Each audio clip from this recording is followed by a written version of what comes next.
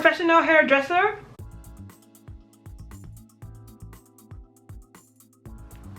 Hey guys, welcome to my channel. My name is Valerie. If you're new, thank you for stopping by. If you're not new, thank you for clicking to watch another video. Be sure to subscribe and follow me on Instagram. It will be in the description box, and let's get into this video, okay? Okay guys, so as you can tell by the title, we are going to be discussing a very important topic that I feel like, you know, people are speaking up about right now, but then most people are just being quiet, but we have to talk about it. And it's on the toxicity of the natural hair community. The community is very toxic, believe it or not. It's not even believe it or not, it's whether or not you want to agree. This community is toxic, and I'm going to take you on a timeline from where the natural hair movement started to where it is right now, and why girls are quickly running back to being relaxed, because this is not it. Okay, so let's go back to 2012, 2013. That's when I became aware of the movement. And at this time, the movement was very pure. It was all about, you know, Black women standing up to society and saying, you know what, I don't want to have to put chemicals in my hair to make my hair straight for you to accept me. I want to go back to my roots. I don't really know why people use that word, but I guess they want to go back to their roots. They want to thrive on how they were naturally created, and you know, just all of that. Some people, I actually watched a video where this girl said that going back natural made her closer to God, and I was like, how? So, you know, it was a very pure thing. It was, we're not going to be bullied anymore. We're not going to be forced or coerced or put in this box where our hair has to be chemically straightened. You know, even for us to get jobs, you know, a lot of natural hair textures are still discriminated in workplaces, this and that. That's how the whole movement started. Like, gang, we're not altering ourselves for society anymore, and that was good. That was what we needed. We needed that we needed that for, like, you know, Black women to say, you know what, you can look exactly how you were created to look in terms of your hair, and you should still receive all the benefits that society has to offer. You should not be discriminated against because of your hair texture, hair length, all of that. And that was good, but it progressed into something else. The second phase of the natural hair movement was the first problematic phase, and it was when there was an influx of biracial women being the face of the natural hair movement. That was a huge problem everywhere, especially on YouTube. We had biracial women being the face of the natural hair movement, when the movement was kind of originally the movement was started for hair textures that were not appreciated, mainly type 4 hair textures. It wasn't really started for the three A's, B's, and C's. It was started for the 4s, so the type 4s. But for some reason, companies kept pushing biracial women and lighter skinned Black women, even though the lighter skinned Black women are still full Black women, but they started pushing a lot of you know, biracial women to the forefront of the movement, and that received a lot of backlash. The biracial women received backlash, and then the companies received backlash as well. Another thing I noticed is that they were not only pushing biracial women, they were pushing a lot of Black women who already had really long natural hair. And while I do have long hair, I still didn't think that was the best representation. There should have been a lot more TWAs in those campaigns, because a lot of people were starting out. So yeah, you want to show them that yes, your natural hair can flourish by putting, you know, girls with long hair, but you also want to show them that the process itself is beautiful, right? So you want to take a model with TWA, a model in, like, you know, with a really nice fro, and then a model with really long hair to show them that, you know what, there's progression in your hair growth and things like that. But they didn't do that. They literally just put loose curls and really long hair that usually ended at type 4A. A few times you could see like type 4B, but they almost always excluded the 4Cs, 4Bs and Cs. But I'm talking about the earlier times. Right now it's getting better, but the earlier times, like 2013, 2014, that was what it was. 3s and 4As, and leaving the 4Bs and 4Cs to fight for themselves. But that was one of the first problematic things that happened in the movement. The dreaded curl pattern debate. Oh my gosh, this was a dark time in the natural hair community. A dark time. People learning about their hair, their curl pattern. Is it 4B? Is it 4C? Is it 3A? Whatever it was. Is it high porosity, low porosity? All of these things, all of these labels, just to put you in more boxes. And if, God forbid, you said you didn't have 4C hair,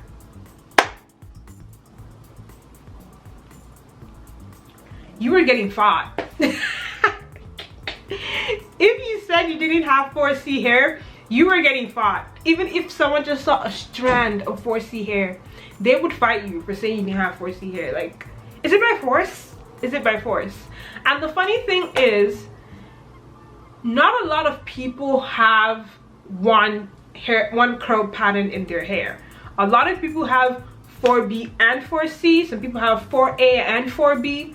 Like, it really just depends. Like, I don't look through people's hair texture to find comb, but I think my sister is probably the only person I've seen that has a full head of 4C hair. I had a mixture of 4B and 4C. But people would be on you if you said your hair wasn't 4C. Like, people, I used to call them, I think everyone called them the 4C warriors. Like, they were always so upset if people said, oh, actually my hair is 4B, not 4C. Like, oh, you hate 4C hair, you think our hair is like, relax. And even if the person was lying, right, even if the person was, you know, insecure and, you know, they didn't want 4C hair because they felt like, you know, it was not the most attractive, it was this and it was that, remember that almost everyone, not almost everyone, but a lot of people started this journey at the same time. So even if this person is on camera exhibiting, like, you know, insecurities about having 4C hair, you should be able to extend grace to this person, because you were probably going through the same thing, and the only reason why you were projecting so much hate on that person is because you were feeling insecure as well. The only difference is that you don't have a platform for someone to project hate onto you.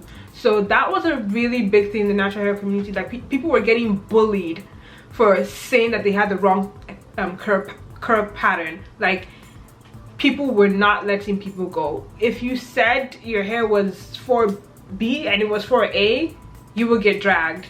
You would literally get dragged for saying anything that people didn't co-sign with. So it was a very dark time as well. If the lighting is changing, excuse me, I cannot control the sun.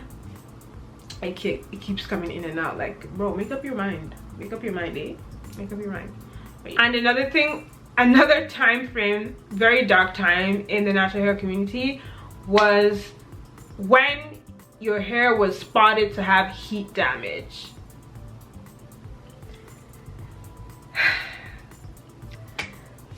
If people suspected that your hair had heat damage, for some reason you were dragged. It's like, oh, you're putting too much heat on your hair. Like, what? You're trying to change your curl pattern, your hair's gonna fall out, you don't like your hair. Just go back relaxed, because clearly you don't want to take care of your hair, you don't want to take care of your natural curls. Is it your business? Excuse me. Is it your business if the person has heat damage? Is it your hair? That's what I don't even understand about these people that just fight for natural hair. Like, it's not your hair, it is not on your head. I understand having a passion and all of these things for, you know, women or black women in particular, but you can't carry anybody on your head. It's not your place and it's not your business to tell people to do what they want to do with their hair. So the way people were insulting people for having heat damage was crazy, because they were just like, oh, it's because she hates her hair, that's why she puts in so much heat, it's because of this, it's because of that. Mind your business. Even if she hates, again, like I'm saying, everyone kind of started this natural hair journey together. So a lot of the people that were even, you know, making videos about their natural hair were also insecure, but people literally just kept projecting, like literally insulting them at every turn just because they had heat damage. People were being so rude about it, and it was dark times. You would look through your videos with a fine-tooth comb, like just being like, did she cut it off? Like, are you gonna cut off your heat damage, this and that? Like, and you know what, some people will cut off their heat damage, and people in the comments like, you need to cut off more. Yeah, it's still a lot more damaged. And the final time frame is where we are right now. People are returning, a lot of black women are returning to relaxed hair, and that's pissing a lot of the natural warriors off. Like, they're getting pissed, they're upset. I saw a few of them in my video about getting a relaxer. I will link it up here if you have not seen it, or at the end of the video. Oh my gosh, this sun is washing me out.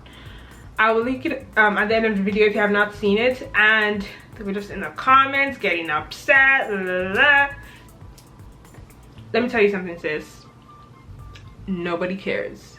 I do not care, and I'm still getting my hair relaxed soon. But yeah, a lot of girls are going back relaxed because we've tasted natural hair, right? We've tasted it. We've dabbled and dabbled, we've done everything, we've done the wash days, we've spent the money, we've gone to the hair, and we don't like it. We don't want it. We don't want the stress. We're fine. We can go back to being relaxed. Thank you for having us. You know, thank you for all the support, the moral support, the educational support, this, that, and the third. But we're gone.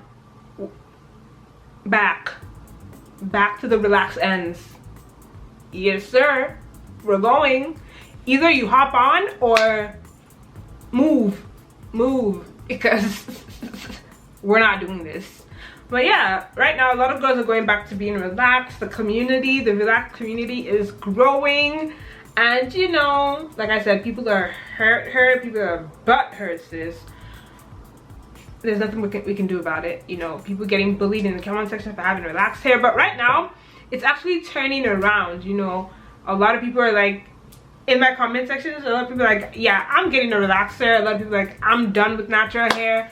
I've seen people like natural hair for 15 years being like, off to get a relaxer. I've seen people like 7 years, they're like, I'm getting relaxed. Listen, it is our hair to do as we please. In fact, I think that we should be happy that, as much as people say, oh, black hair is so versatile, I think we should be happy that we can even relax our hair without the whole thing falling apart. Like, that's one of the things that we have. We have the choice. It is a choice to either be natural or be relaxed. And that is one of the versatilities of our hair. Aside from the fact that our hair can hold braids, can hold a sew-in, and all of this and that, it can be straight or curly. It's just that, you know, those are kind of like two extremes that, you know, either you go straight and then if you want to go back curly, you start all over again. But it's still part of versatility, and nobody should be shamed for doing their hair a different way, especially when it's none of your business. If you agree or disagree with any of the points that I made, be sure to leave me a comment. Be sure to subscribe, because you probably will agree or disagree with many more videos. So subscribe. Yeah, I'll see you guys in my next video. Thank you so much for watching, and bye.